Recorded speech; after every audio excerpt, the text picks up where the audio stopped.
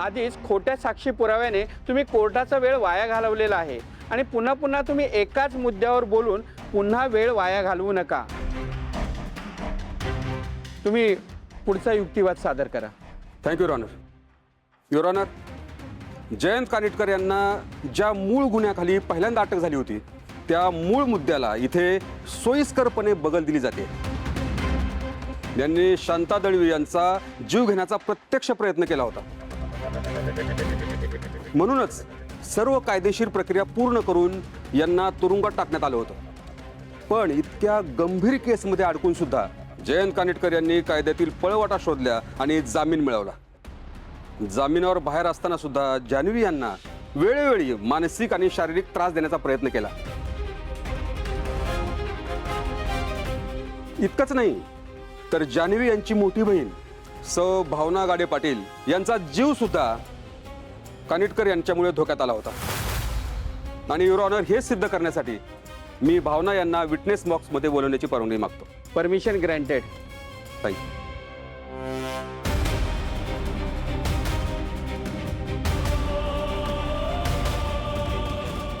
भावनाजी, तुमच्या डोहाळ जेवणाच्या दिवशी जयंत कानिटकर यांनी नेमका काय प्रकार केला होता हे तुम्ही कोर्टाला सांगा.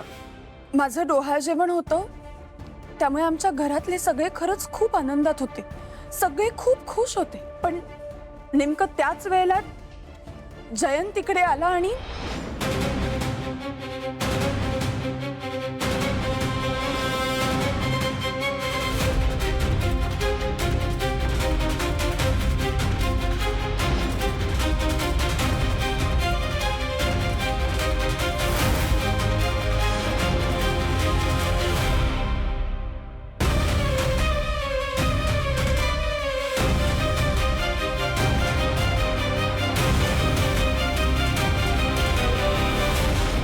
त्यामुळे मला आणि माझ्या घरच्यांना खरंच खूप मनस्ताप सहन करावा लागलाय. आपल्याला काही साक्षीदारावर प्रश्न विचारायचे आहेत का? No my Lord, thank you.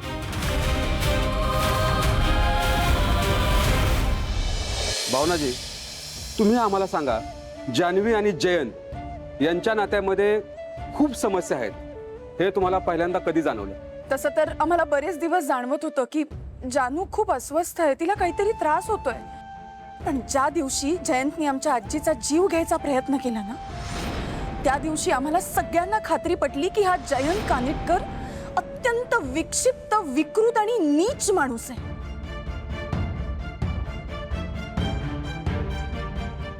Thank you.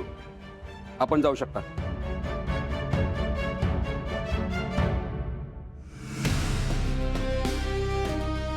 Your honour, Jayant आणि जान्हवी यांचं नातं कसं होतं आणि जयंत जान्हवीशी कसा अमानुषपणे वागायचा हे त्यांच्या नुकत्याच झालेल्या घटस्फोटाचा निकाल वाचल्यावर स्पष्ट होऊ शकतं.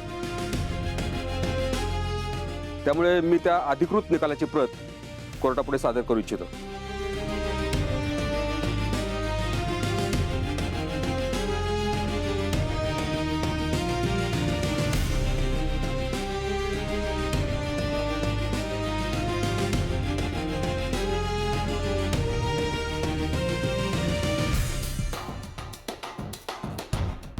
बचाव पक्षाचे वकील, तुम्ही तुमचा युक्तिवाद सुरू करू शकता.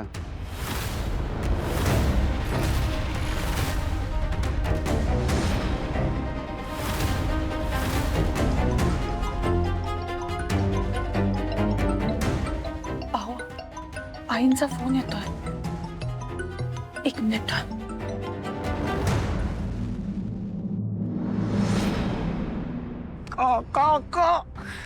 हा, नेहमी नेहमी नेहमी नेहमी माझ्याच हातून हे सगळं घडतं. कुठल्या मुहूर्तावर मी त्या लोकांकडून कर्ज घेतलं काय माहित. पण आता माझ्या या चुकीमुळे जानू केस हरली तर, चैन पूर्णपणे सुटला तर, बापरे, काय काय काय करू मी आता? काय करू मी? काय करू? हॅरी, हे सगळं काय?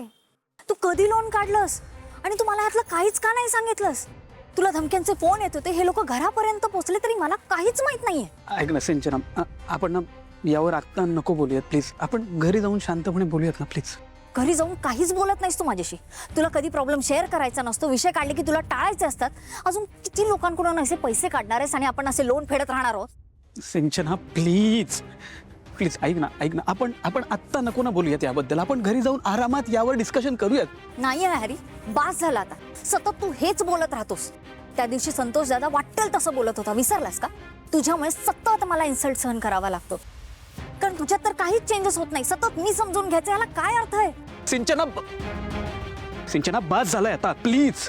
तुला मी एकदा सांगितलंय ना की आपण घरी जाऊन निवांत यावर चर्चा करूयात. प्लीज आत्ता इथे नको ना, प्लीज ऐक ना माझं. हे बघ, मी आधीच खूप जास्त टेन्शन मध्ये आहे, तेव्हा आपण घरी जाऊन बोलूयात. प्लीज पाया पडतो.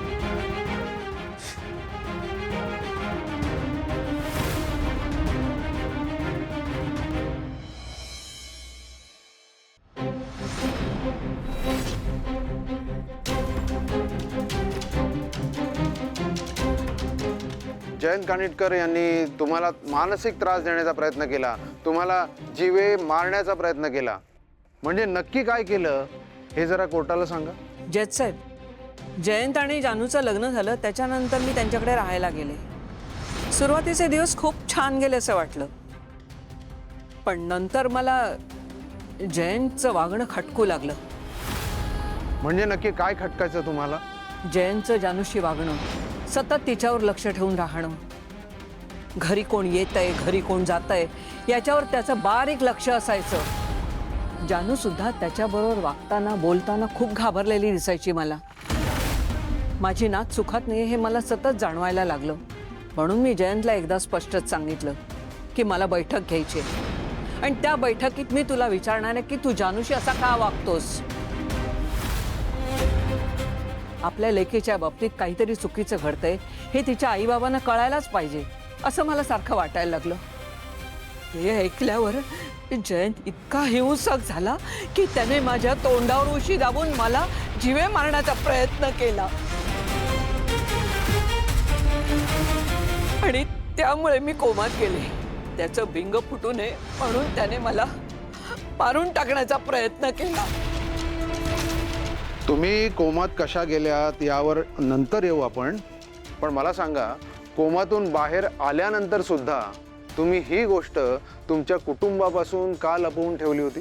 मी बरी झाले हे जर का त्याला कळलं असतं ना तर त्याने मला पुन्हा मारण्याचा प्रयत्न केला असता. म्हणून मी घरच्यांना ही गोष्ट सांगितली नाही. या एवढ्या वयात एवढं सगळं नाटक करायचं तुम्हाला कसं काय सुचलं?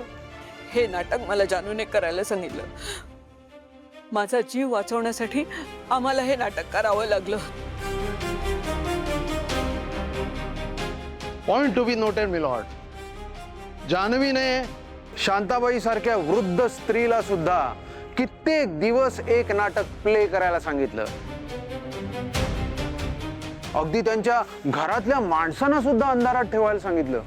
याचा अर्थ साफ आहे माय लॉर्ड, जान्हवी यांना प्रत्येक गोष्टीत असाच कट रचून जयंत यांची इमेज आधी घरातल्यांसमोर आणि नंतर संपूर्ण जगासमोर मलिन करायची होती.